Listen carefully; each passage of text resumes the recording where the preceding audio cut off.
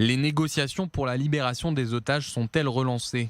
En Israël, des sources proches du dossier affirment qu'il y a une certaine effervescence et que les prochains jours seront déterminants. Selon le média américain Axios, les Américains auraient proposé quelques changements à la proposition adoptée par le cabinet de guerre israélien et présentée par Joe Biden fin mai. Des modifications acceptées par Israël et transmises à l'organisation terroriste. Cette initiative, révélée par des sources proches du dossier, cherche à combler les écarts entre les positions des deux parties après le rejet du plan initial par le Hamas. Les responsables américains ont notamment présenté une nouvelle formulation de l'article 8 qui concerne le passage entre la première et la seconde phase de l'accord.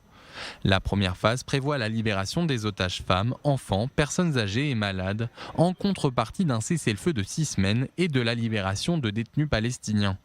Au cours de ces 6 semaines, les deux parties devront discuter de la seconde phase qui concerne la libération des otages hommes civils et soldats en échange d'un retrait de Tsahal de la bande de Gaza.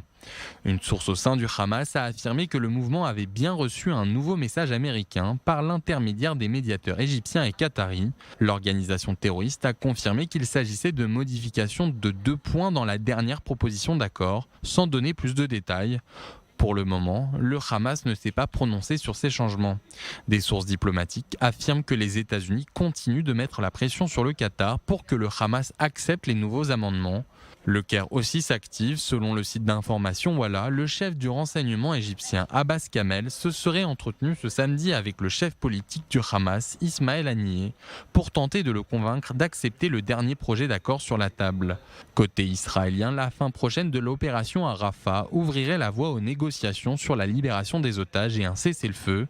La prochaine phase dans la guerre à Gaza prévoit moins de troupes israéliennes dans les localités palestiniennes et des opérations coup de poing plus ponctuelles, ce qui pourrait correspondre à la première partie d'un accord entre le Hamas et Israël.